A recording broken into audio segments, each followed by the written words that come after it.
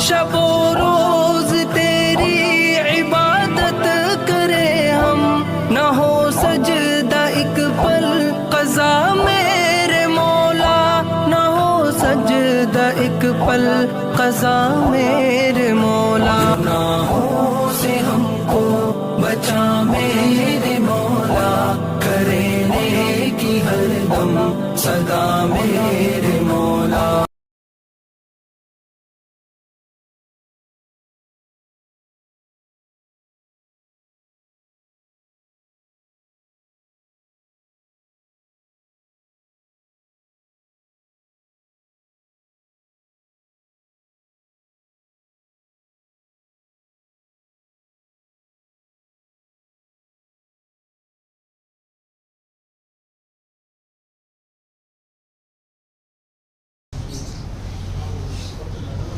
الحمد لله وكفى وسلام على عباده الذين اصطفى، أما بعد. أعوذ بالله من الشيطان الرجيم. بسم الله الرحمن الرحيم.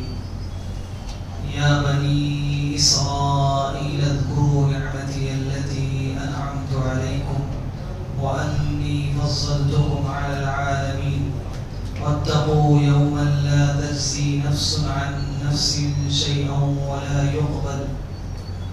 يقبل منها شفاعة ولا يؤخذ منها عدل ولا هم ينصرون. وإذ نجيناكم من آل فرعون يسومونكم سوء العذاب يذبحون أبناءكم ويستحيون نساءكم وفي ذلكم بلاء من ربكم عظيم. وإذ فرقنا بكم البحر فأنجيناكم وأغرقنا آل فرعون وأنتم تنظرون. وإذ واعدنا موسى 40 ليلة ثم اتخذتم العجل من بعده وأنتم ظالمون ثم عفونا عنكم من بعد ذلك لعلكم تشكرون. وإذ آتينا موسى الكتاب والفرقان لعلكم تهتدون. وإذ قال موسى لقومه يا قوم إنكم ظلمتم أنفسكم باتخاذكم العجل فتوبوا إلى بارئكم فاقتلوا أنفسكم ذلكم خير لكم عند بارئكم فتاب عليكم إنه هو التواب الرحيم. وإذ قلتم يا موسى لن نؤمن لك حتى نرى الله جهرة فأخذتكم الصاعقة وأنتم تنظرون. صدق الله العظيم. اللهم صل على سيدنا محمد وعلى آل سيدنا محمد وبارك وسلم. یہ سورہ بقرہ کا چھٹا رکوع ہے. 5ویں رکوع سے بنی اسرائیل کا اللہ تعالیٰ نے تذکرہ فرمایا. 5ویں رکوع میں تو ان کو دعوت ہے کہ تمہیں کرنا کیا ہے. اب یہ چھٹے رکوع سے دوسرے پارے تک مسلسل ان کے اندر کیا کمیاں تھیں، اللہ کی طرف سے کیسے کیسے انعامات ان کے اوپر ہوئے اور انہوں نے اللہ کی نافرمانیاں کیسے کیسے کی، ان کا تذکرہ ہے. کیوں تذکرہ ہے؟ اللہ تعالیٰ پچھلی قوموں کے واقعات سنانا نہیں چاہتے کہ قوم آئی تھی اس کے ساتھ ہم نے یہ انعام کیا، اس نے یہ کیا یہ کیا، بلکہ اس لیے تذکرہ ہے کہ ہمارے لیے اس میں کیا سبق ہے، ہمیں اس سے کیسے بچنا ہے. آپ اوپر پڑھ لیں نماز. اس میں کیا سبق ہے ہمارے لیے؟ رسول اللہ صلی اللہ علیہ وسلم نے ارشاد فرمایا کہ بنی اسرائیل کے ساتھ تمہارا معاملہ ایسا ہوگا کہ جو کچھ انہوں نے کیا ہے وہ تم بھی کرو گے. جیسے جوتے کے 2 تسمے برابر ہوتے ہیں، فرمایا اسی طرح سے تمہارا اور ان کا ہاتھ برابر ہوگا. حتیٰ کہ ان میں سے اگر کوئی شخص کسی گروہ کے بل میں داخل ہوا ہوگا تو تمہاری یعنی اس امت میں بھی ایسے افراد ہوں. بلکہ یہاں تک فرمایا کہ اگر اس امت کے کسی فرد نے، بنی اسرائیل کے کسی فرد نے اپنی ماں سے زنا کیا ہوگا تو اس امت میں بھی ایسے بدبخت پیدا ہوں گے تو ایسا گناہ کا کام کریں گے. اتنی مشابہت ہے اس سے، اسی لیے تفصیل سے تذکرہ کیا کہ ان برائیوں سے ہم اپنے آپ کو محفوظ رکھیں، بچائیں جو ان کے اندر پیدا ہو گئی تھی، اور بالکل شروع سے کیا کیا چیزیں پیدا ہوئی تاکہ ابتدا سے ہم اپنی حفاظت کر سکیں. اللہ تعالیٰ ارشاد فرماتے ہیں کہ اے بنی اسرائیل اذکروا نعمتی التی انعمت علیکم، میری ان نعمتوں کو یاد رکھو جو میں نے تمہارے اوپر کی ہے. اس سے پہلے بھی 5واں رکوع بھی شروع ہوا اسی آیت سے، یا بنی اسرائیل اذکروا نعمتی التی انعمت علیکم، میری نعمتوں کو یاد رکھو. اس لیے کہ جب انسان نعمتوں کو یاد رکھتا ہے تو جو شریف لوگ ہوتے ہیں وہ منعم کی بات مانتے ہیں، نعمت احسان کرنے والے کو پھر فراموش نہیں کرتے. آج اس کے اندر شرافت نہ ہو، وہ کچھ بھی کرے، لیکن جس کے اندر جس کے مزاج میں شرافت ہوتی ہے وہ اپنے محسن کو بھولتا نہیں ہے. تو اللہ تعالیٰ فرما رہے ہیں کہ ہم نے تمہارے اوپر جو احسانات کیے ہیں ان نعمتوں کو اور احسانات کو یاد رکھو اور شکر بجا لاؤ. یاد رکھنے کا مطلب کیا ہے کہ شکر کرو، اور شکر یہ ہے، سب سے بڑا شکر نعمت کا یہ ہے کہ نعمت دینے والے کی نافرمانی نہ کرے. سب سے بڑا شکر جو نعمت دے رہا ہے، جو محسن ہے، اس کی نافرمانی نہ کرے. وَأَنِّي فَضَّلْتُكُمْ عَلَى الْعَالَمِينَ، اور ہم نے تمہیں سارے عالم پر فضیلت دی. بنی اسرائیل کو اللہ تعالیٰ نے ساری انسانیت پر فضیلت عطا فرمائی تھی. سارے عالم میں جتنے انسان بستے تھے، قومیں تھیں، ان پر فضیلت عطا فرمائی تھی بحیثیت قوم کی. اس امت کو جو فضیلت حاصل ہے، امت محمدیہ کو، وہ بحیثیت قوم کے نہیں ہے. ان کو جو فضیلت حاصل تھی وہ بحیثیت قوم کے حاصل تھی. وہ پوری قوم اللہ تعالیٰ نے اس کو فضیلت والا بنا دیا تھا، اور اس کی وجہ یہ تھی کہ اس زمانے میں وہی ایک ایسی قوم تھی جو توحید اور رسالت پر ایمان رکھنے والی قوم تھی. باقی دنیا کی دوسری قوموں میں طرح طرح کی چیزیں تھیں، برائیاں تھیں، لیکن بنی اسرائیل ایک ایسی قوم تھی جس قوم کے اندر پیغمبر کثرت سے مبعوث ہوتے چلے آ رہے تھے، تو وہ توحید کے بھی نمبردار تھے اور رسالت کو، نبوت کو بھی تسلیم کرتے تھے، مانتے تھے.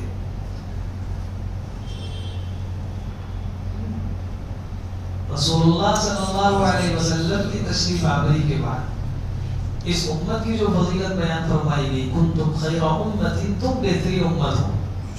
یہ امت جو بہترین امت ہے، یہ کسی نسل اور خاندان اور قومیت کی وجہ سے نہیں. یہ امت یعنی رسول اللہ صلی اللہ علیہ وسلم تشریف لائے بنی اسماعیل میں. صرف بنی اسماعیل کی فضیلت نہیں ہے کہ آپ بنی اسرائیل سے فضیلت ختم کر کے بنی اسماعیل کو مل گئی، بلکہ فضیلت اس امت کی جو فضیلت ہے وہ توحید کی وجہ سے، اور اس توحید کی دوسروں کو دعوت دینے کی وجہ سے. کنتم خیر امت اخرجت للناس تأمرون بالمعروف وتنہون عن المنکر وتؤمنون باللہ. اللہ پر ایمان اور اسی ایمان کی توحید کی دعوت، امر بالمعروف اور نہی عن المنکر، اس کی وجہ سے اب یہ امت خیر امت کی مستحق ہے. وَأَنِّي فَضَّلْتُكُمْ عَلَى الْعَالَمِينَ، جب ہم نے تمہیں یہ نعمت دی، اتنی تمہارے اوپر نعمتیں کی ہیں، اور تم ان نعمتوں کو یاد رکھو. ہم نے تمہیں سارے عالم میں فضیلت والا بنایا، ہم نے سے ہمیں بنایا. ساری امتوں میں سب سے بہترین ہم کہتے ہیں بھائی خیر امت ہے.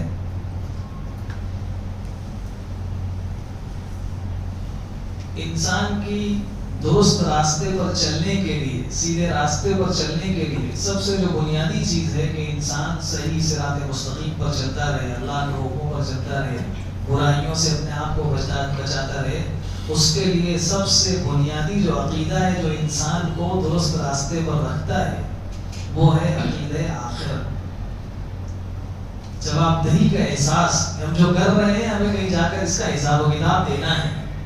چنانچہ فرمایا وَاتَّقُوا يَوْمًا، ہم نے تمہیں فضیلت دی، اتنا تمہارا مقام بلند کیا، اب تم اس پر باقی کیسے رہتے اگر تم عقیدہ آخرت کو، آخرت کے دن سے ڈرتے رہتے. وَاتَّقُوا يَوْمًا لَا تَجْزِي نَفْسٌ عَنْ نَفْسٍ شَيْئًا وَلَا يُقْبَلُ مِنْهَا شَفَاعَةٌ وَلَا يُؤْخَذُ مِنْهَا عَدْلٌ ولا هم ينصرون. فرمایا اس دن سے ڈرو، قیامت کے دن سے، وہاں کوئی کسی کے کام نہیں آئے گا.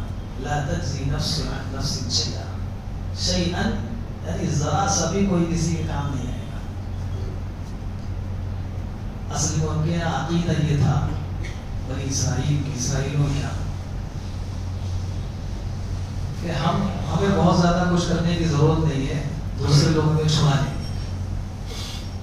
عیسائیوں کے عقیدے کفارہ مستقل عقیدہ ہے کہ عیسیٰ علیہ السلام سولی پر چڑھ گئے، انہوں نے سولی پر چڑھ کر سب کی طرف سے گناہوں کا کفارہ ادا کر دیا.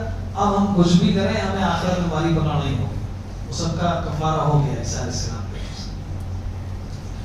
یہودیوں کے بھی اسی طرح سے تھا.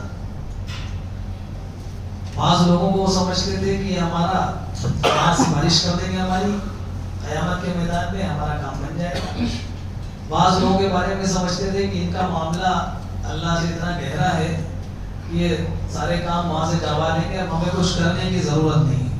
اللہ تعالیٰ نے قرآن پاک میں جگہ جگہ وضاحت کے ساتھ فرما دیا کہ قیامت میں تم جیسا کرو گے اسی اعتبار سے فیصلہ ہوگا. کسی دوسرے کے عمل پر بھروسہ کر کے، کسی دوسرے پر بھروسہ کر کے اپنی زندگی مت گزارو. اپنی حالت کا خود خیال رکھو. فرمایا واتقوا یوما لا تجزی نفس عن نفس شیئا، بالکل صاف کہہ دیا کوئی کسی کے ذرہ برابر کام نہیں آئے گا. شیئا ذرا سا کام نہیں آئے گا وہاں قیامت میں. ہمارے یہاں بھی ہم بھی سمجھتے ہیں کوئی کسی سے مثال کے طور پہ بیعت ہو گیا، سمجھتا ہے بس اب تو شیخ ہمارے سب کچھ کرا ہی دیں. کوئی اور کسی سے تعلق ہو گیا، سمجھتا ہے کہ اب میرا کام ان سے ہو جائے گا، بس اب ہمیں کچھ کرنے کی ضرورت نہیں ہے. وَلَا يُقْبَلُ مِنْهَا شَفَاعَةٌ، اور نہ وہاں شفاعت کام آئے گی، کوئی کسی کی سفارش کر سکے گا. یہ جو سفارش کی یہاں نفی اللہ تعالیٰ نے کی ہے، وہ سفارش کی جو وہ سمجھتے تھے یہود کے یہاں تھی، بنی اسرائیل کے یہاں تھی. وہ سمجھتے ہیں کچھ بھی نہ کریں، دنیا میں جیسی چاہے ویسی زندگی گزاریں. عیسیٰ علیہ السلام چڑھ گئے اور موسیٰ علیہ السلام ہم تو نحن ابناء اللہ و احباؤہ، ہم تو اللہ کے دوست ہیں، اللہ کے بیٹے، ہمارا کوئی کچھ نہیں بگاڑ سکتا، ہم تو جہنم میں جائیں گے نہیں. ایسی سفارش کہ ہم دنیا میں کچھ بھی کرتے رہے ہمارا وہاں کام بن جائے گا، یہ سفارش کا عقیدہ صحیح ہے. ہاں اسلام میں بھی سفارش کا عقیدہ ہے. آیت الکرسی آپ کے سامنے لکھی ہوئی ہے، اس میں من ذا الذی یشفع عنده الا باذنہ، اس میں صاحب اللہ تعالیٰ فرما رہے ہیں کون ہے وہاں اللہ کے پاس، کس کے پاس اتنی طاقت ہوگی کہ وہ وہاں کسی کی سفارش کر سکے. الا باذنہ، مگر اللہ کی اجازت سے.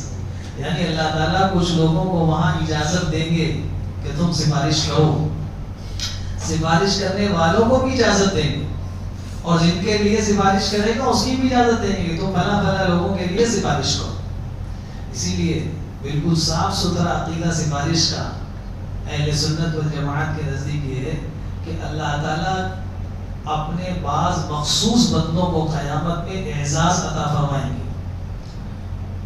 ان کا معاملہ کچھ الگ سے ظاہر کریں گے، دیکھو میرے مخصوص بندے ہیں. تو اب کیسے ظاہر کریں گے؟ اللہ تعالیٰ کو کسی بندے کو اس کے گناہوں کی وجہ سے جہنم میں ڈالنے کا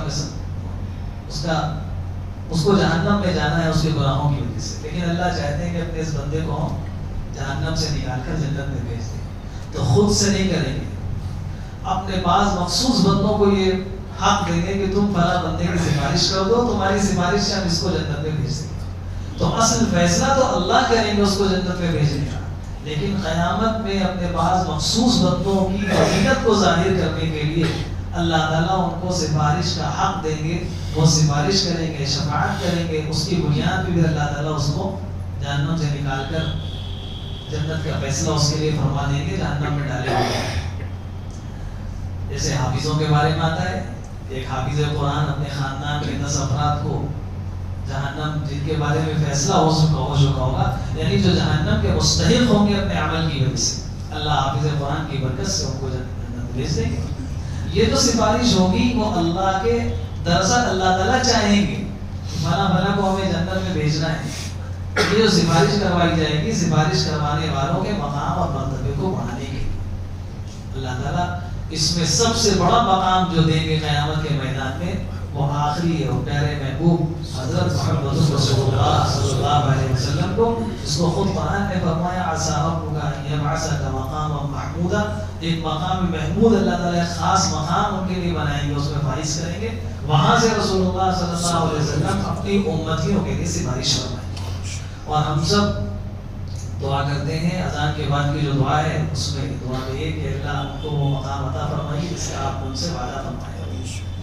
کرنا چاہیے ہر شخص کو یہ دعا، گویا ہم ان کے حق میں یہ دعا کر کے اپنے لیے سفارش کی بھی ان سے درخواست لگا دیتے ہیں.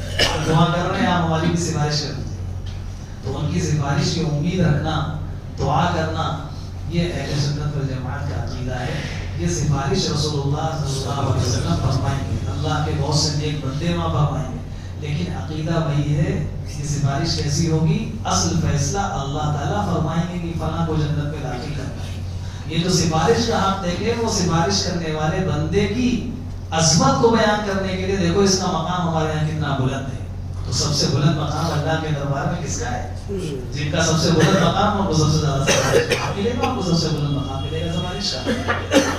لیکن ایسا نہیں ہوگا کہ جو جس کو چاہے جہنم میں فرشتے لے جا رہے ہیں اور پکڑ کے کھینچا کہ نہیں اس کو نہیں جانے دیں گے، جنت میں ڈال دیں گے، یہ کسی کو حق نہیں ہوگا وہاں سفارش کا. اگر کوئی ایسی سفارش کا یقین رکھتا ہے کہ ہم دنیا میں جو چاہیں کرتے رہیں اور فلاں سے ہمارا تعلق ہو گیا، ان کا تو بہت اللہ کا مقام و مرتبہ، وہ تو ہمیں پکڑ کے جنت میں لے ہی جائیں گے، یہ سفارش کا عقیدہ ہے جس کو اللہ تعالیٰ نے اس آیت میں فرمایا وہاں کسی کی سفارش، ایسی کسی کوئی سفارش نہیں چلے گی وہاں. وَلَا يُقْبَلُ مِنْهَا شَفَاعَةٌ وَلَا يُؤْخَذُ مِنْهَا عَدْلٌ، اور نہ وہاں کسی سے کوئی بدلہ لیا جائے. کوئی سوچے کہ ہم کچھ دے کر وہاں چھوٹ جائیں گے، وہاں کچھ ہوئے گا نہیں، تو پہلی بات تو دے گا کیا انسان؟ دنیا سے لے کر جائے گا، نیکیاں لے جائے گا، نیکیاں ہوں گی تو کوئی مسئلہ ہی نہیں، اور برائیاں تو برائی دے گا، کیا چھوٹ ہے؟ یعنی کسی دوسرے کی نیکی سے بھی کوئی سوچے کہ ہم کسی دوسرے کی نیکیاں لے لیں گے وہاں قیامت کے میدان میں، ان سے بہت اچھے تعلقات ہیں، دے کر ہم چھوٹ جائیں گے، تو کوئی وہاں کسی کو کوئی نیکیاں لے کر دے کر کسی کا کام نہیں چلے گا. کوئی دے گا ہی کسی کو نیکی، ایک نیکی کوئی کسی کو دے گا. قرآن میں بہت سی جگہ اللہ نے بیان فرمایا. اور ماں باپ اپنی اولاد کو نہیں دے گا، اولاد اپنے ماں باپ کو نہیں دے گا، شوہر بیوی کو نہیں دے گی، بیوی شوہر کو نہیں دے گا، کوئی کسی کو نہیں دے گا. وَلَا هُمْ يُنصَرُونَ، اور نہ ہی قیامت میں ان کی مدد کی جائے گی. یعنی ایسا نہیں ہوگا کوئی آدمی، کوئی انسان کسی کے ذہن میں یہ ہو کہ ہم لوگ جو کہ بہت طاقتور ہیں، ہماری قوم زیادہ ہے، ہمارے پاس طاقت زیادہ ہے، طاقت کی بل پر مدد کر لیں گے، غالب ہو جائیں گے، تو ایسا بھی نہیں ہوگا. یعنی مدد کی کسی کے عذاب سے، سزا سے بچنے کی جتنی صورتیں ہو سکتی ہیں، انسان سزا سے بچتا ہے تو کچھ دے کر بچ جاتا ہے، یا کسی کی سفارش سے بچ جاتا ہے، یا اپنی طاقت سے بچ جاتا ہے اور جھگڑ کر. وہاں فرمایا کوئی صورت سزا سے بچنے کی نہیں ہوگی. اس لیے اس دن سے ڈرو، ابھی دنیا کی زندگی کو غنیمت سمجھ لو. وَاتَّقُوا يَوْمًا لَا تَجْزِي نَفْسٌ عَن نَفْسٍ شَيْئًا وَلَا يُقْبَلُ مِنْهَا شَفَاعَةٌ وَلَا يُؤْخَذُ مِنْهَا عَدْلٌ وَلَا هُمْ يُنصَرُونَ. وَإِذْ نَجَّيْنَاكُمْ مِنْ آلِ فِرْعَوْنَ يَسُومُونَكُمْ سُوءَ الْعَذَابِ يُذَبِّحُونَ أَبْنَاءَكُمْ وَيَسْتَحْيُونَ نِسَاءَكُمْ وَفِي ذَلِكُمْ بَلَاءٌ مِّن رَّبِّكُمْ عَظِيمٌ.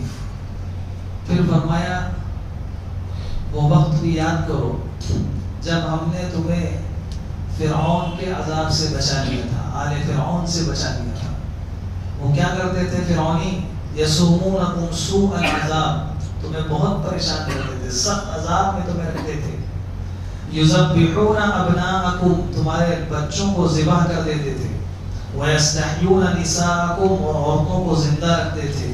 وَفِي ذَلِكُمْ بَلَاءٌ مِّن رَّبِّكُمْ عَظِيمٌ، اور اس میں تمہارے رب کی طرف سے بہت بڑی تمہارے لیے آزمائش تھی.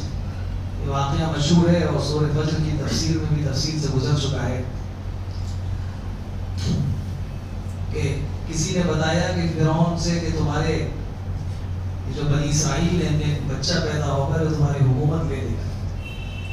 تو اس نے حکم دے دیا کہ اب جتنے بچے پیدا ہوں سب کو ذبح کر دیا جائے. تو ہزاروں کی تعداد میں بچے پیدا ہوتے تھے، ان کو ذبح کر دیا جاتا تھا. مار دیا جاتا تھا. اور جو لڑکیاں پیدا ہوتی تھیں ان کو زندہ رکھا جاتا تھا, ان سے کام لینا ہے, بعد میں گھریلو کام کاج ہیں, باندھی بناتے تھے, وہ لوگ کرتے تھے. اللہ تعالیٰ فرماتے ہیں کہ ہم نے تمہیں فرعون سے بچا لیا اور فرعونیوں سے بچا لیا, آل فرعون سے بچا لیا اور تمہیں اس عذاب سے نجات دے دی. وَإِذْ فَرَقْنَا بِكُمُ الْبَحْرَ فَأَنْجَيْنَاكُمْ وَأَغْرَقْنَا آلَ فِرْعَوْنَ وَأَنْتُمْ تَنْظُرُونَ.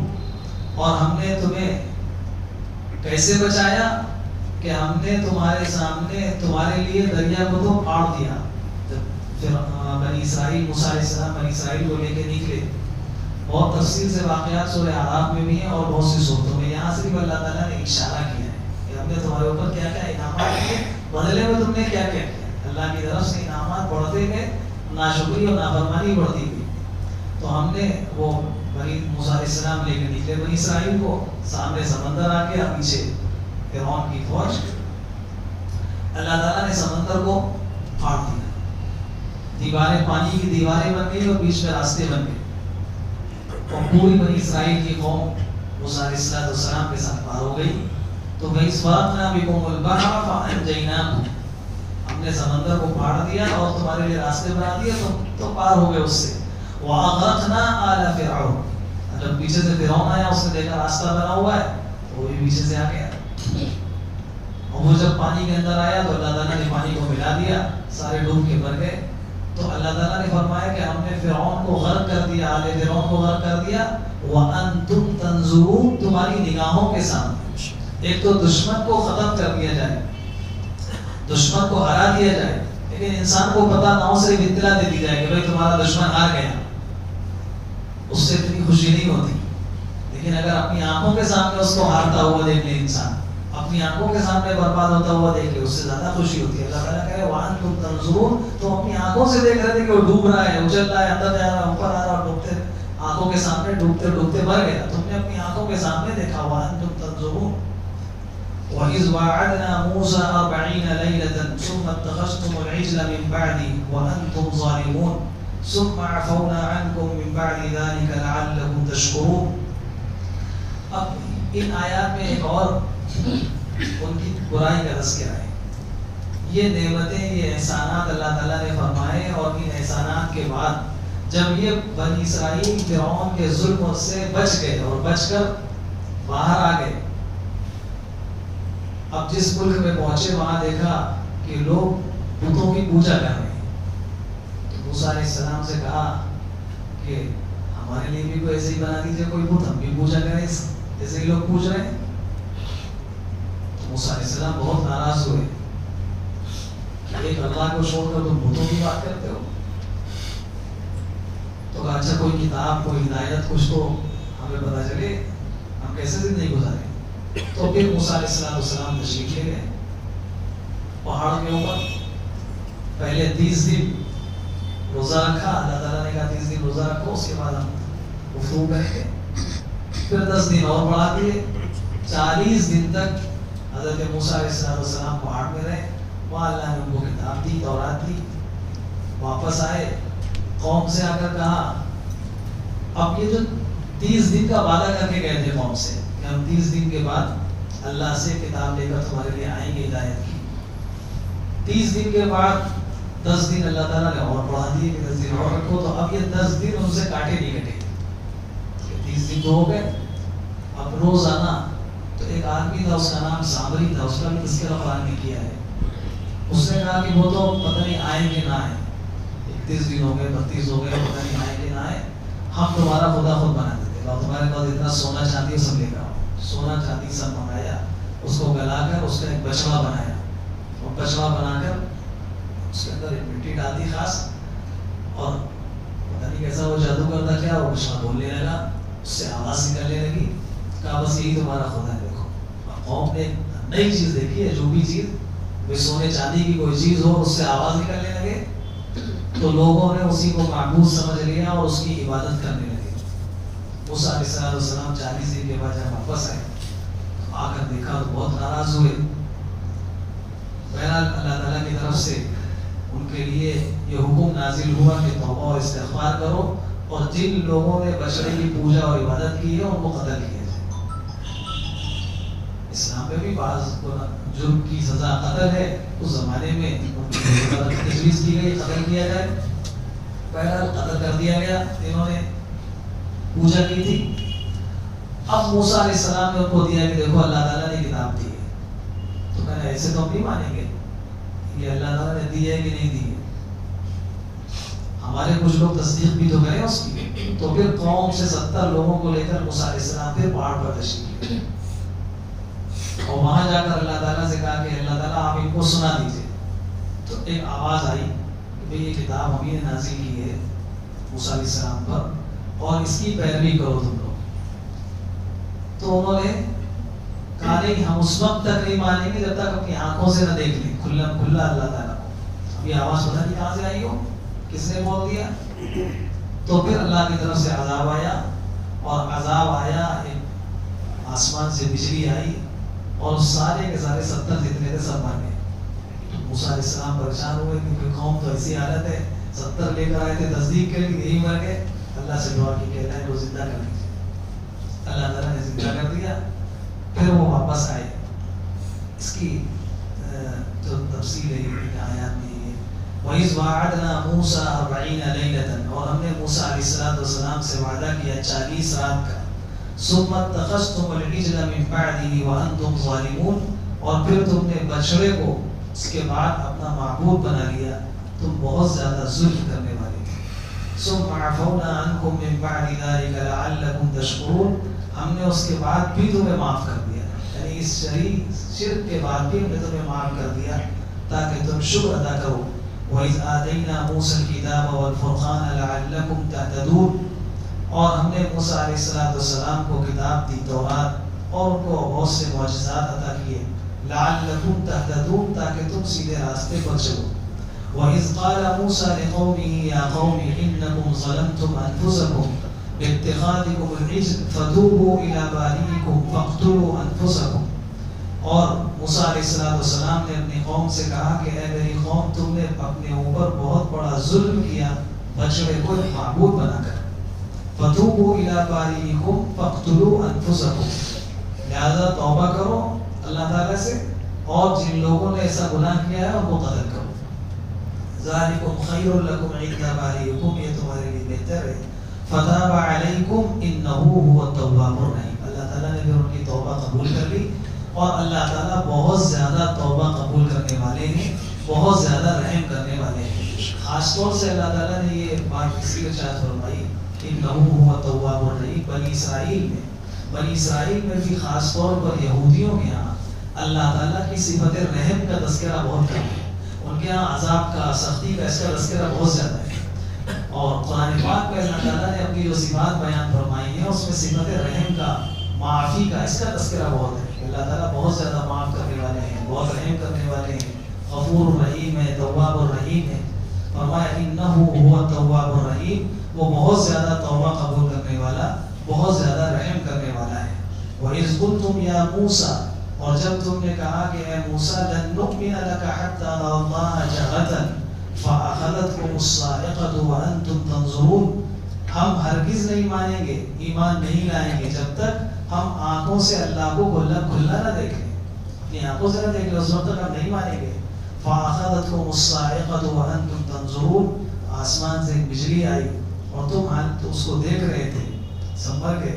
ثُمَّ بَعَثْنَاكُم مِّن بَعْدِ مَوْتِكُمْ، پھر تمہاری موت کے بعد ہم نے تمہیں پھر سے زندہ کر دیا، لَعَلَّكُمْ تَشْكُرُونَ، تاکہ تم شکر ادا کرو۔ ابھی اور بھی بہت تفصیل سے ابھی جو کہ دوسرے بارے تک انہی کا تذکرہ چلے گا، ان کے اندر کیا کمیاں تھیں اور کیا اللہ کی طرف سے کیسے کیسے انعامات ہوتے گئے اور ان کی نافرمانیاں کیسے بنی۔ خلاصہ یہ ہے، ہمارے لیے اس میں سبق یہ ہے کہ ہم جن برائیوں کے اندر یہ قوم مبتلا تھی، جس کی وجہ سے اللہ نے ان کو فضیلت کے مقام سے اتار کر ذلت کے مقام پر داخل کر دیا۔ قرآن میں اللہ نے فرمایا قیامت تک کے لیے ان کے اوپر ذلت طاری کر دی گئی ہے۔ یہ اسی جس عظیم نعمت اللہ تعالیٰ نے ان کو دی تھی، توحید کی، رسالت کی، آخرت کی، اس کو چھوڑ دیا انہوں نے، اس عظیم نعمت کو چھوڑا تو عزت کے مقام سے ذلت کے مقام پر آ گئے۔ اللہ تعالیٰ نے یہ واقعات میں سنا کر ہمیں بھی سبق دیا ہے کہ اللہ تعالیٰ نے، اگر ہم اپنے آپ کو خیر امت کہتے ہیں بہترین امت ہونے کا دعویٰ ہے، تو جن بنیادوں پر اللہ نے ہمیں بہترین امت بنایا ہے، خیر امت بنایا ہے، ان بنیادوں پر جب تک ہم چلتے رہیں گے تب تو خیر امت ہے، نہیں ہے تو اللہ کی کسی سے کوئی رشتہ داری نہیں ہے۔ جب اللہ تعالیٰ ایک پوری کی پوری قوم کو جن پہ ہزاروں پیغمبر بھیجے اللہ نے، ان کو تباہ کر دیا، طرح طرح سے سخت عذاب ان کے اوپر نازل کیے، تو اگر ہم عمل نہیں کریں گے تو ہمارے سامنے حالات ہیں، جو لوگ عمل کر رہے ہیں ان کے حالات بھی ہیں، ہم نہیں کر رہے ہیں ہمارے حالات بھی ہیں، کہ اللہ تعالیٰ کس طرح سے کن کو نواز رہے ہیں، کن کے اوپر عذاب آ رہا ہے۔ آنکھوں کے سامنے اللہ تعالیٰ نے سب دکھا دیا دنیا کہ عمل کرو گے تو ہمارا فیصلہ کیا ہوگا، نہیں کرو گے تو فیصلہ کیا ہوگا۔ اللہ تعالیٰ ہم سب کو دین اسلام پر اچھی طرح سے چلنے کی توفیق عطا فرمائے۔ یہ جو نعمت ہے اس نعمت کی قدر کی توفیق عطا فرمائے۔ عقیدہ توحید ہے، عقیدہ رسالت ہے، عقیدہ آخرت ہے، ایک انسان کو اور قوموں کو بہترین بنانے میں راہ راست پر باقی رکھنے کے لیے بہت بڑی نعمت ہے جو اللہ پاک نے ہم سب کو عطا فرمائی ہے۔ اللہ پاک کہنے سننے سے زیادہ عمل کی توفیق عطا فرمائے۔ اللہم صلی علی سیدنا محمد وعلی آل سیدنا محمد وسلم۔ اللهم صل على سيدنا محمد وعلى آل سيدنا محمد وبارك وسلم۔ اللهم صل على سيدنا محمد وعلى آل سيدنا محمد وبارك وسلم۔ ربنا ظلمنا أنفسنا وإن لم تغفر لنا وترحمنا لنكونن من الخاسرين۔ ربنا آتنا في الدنيا حسنة وفي الآخرة حسنة وقنا عذاب النار۔ اے اللہ ہم سب کے گناہوں کو معاف فرما، خطاؤں کو درگزر فرما، اپنے فضل کا کرم کا عافیت کا معاملہ فرما، فضل کا کرم کا عافیت کا معاملہ فرما۔ اے اللہ جب تک دنیا میں رکھیے ایمان اور اسلام کے ساتھ، ایمان اور اسلام کے ساتھ، اور جب آخری وقت آئے اکمل ایمان پر خاتمہ نصیب فرمائے، اکمل ایمان پر خاتمہ نصیب فرمائے۔ اے اللہ فرما برداری کی زندگی گزارنے کی توفیق عطا فرمائیے۔ نافرمانیوں سے ہم سب کی حفاظت فرما لیجیے، نافرمانیوں سے ہم سب کی حفاظت فرما لیجیے۔ اے اللہ آپ نے بے شک بہت انعامات کیے، بہت احسانات کیے، اور ان احسانات کا انعامات کا شکر ادا نہیں کیا۔ اے مالک ہم سب کو معاف فرما دیجیے، اپنی نعمتوں پر شکر ادا کرنے کی توفیق عطا فرمائیے، اپنی نعمتوں پر شکر ادا کرنے کی توفیق عطا فرمائیے۔ آپ نے ہمیں خیر امت بنایا ہے، کنتم خیر امت کا تمغہ عطا فرمایا ہے۔ اے اللہ اس کا حق ہم نے ادا نہیں کیا، اے اللہ معاف فرما دیجیے، معاف فرما دیجیے، اور ہمیں اس کا حق ادا کرنے کی توفیق عطا فرمائیے۔ امر بالمعروف اور نہی عن المنکر اور ایمان باللہ، اے اللہ اس پر عمل کی توفیق عطا فرمائیے، عمل کی توفیق عطا فرمائیے۔ اے اللہ اس درس قرآن کو قبول فرما لیجیے، حاضر ہونے والوں کو قبول فرما لیجیے، حاضرین مجلس کو قبول فرما لیجیے۔ اس کے دل میں کیا تمنائیں ہیں آپ علیم بذات الصدور ہیں، سب کی تمناؤں کو پورا فرما لیجیے، سب کی تمناؤں کو پورا فرما لیجیے۔ اے اللہ اسلام کا بول بالا فرمائیے، اسلام کا بول بالا فرمائیے، دشمنوں کی تمام چالوں کو ناکام فرما دیجیے، ناکام فرما دیجیے، ناکام فرما دیجیے۔ اے اللہ جب تک دنیا میں رکھیے ایمان اور اسلام کے ساتھ، عزت اور سرخروئی کے ساتھ، اور آخری وقت اکمل ایمان پر خاتمہ نصیب فرمائیے۔ ہماری دنیا بھی بہتر بنائیے، آخرت بھی بہتر بنائیے۔ ربنا آتنا فی الدنیا حسنہ وفی الآخرۃ حسنہ وقنا عذاب النار، وقنا عذاب النار۔ اے اللہ ہماری دعاؤں کو اپنے فضل و کرم سے اپنے آخری اور پیارے محبوب جناب محمد رسول اللہ صلی اللہ علیہ وسلم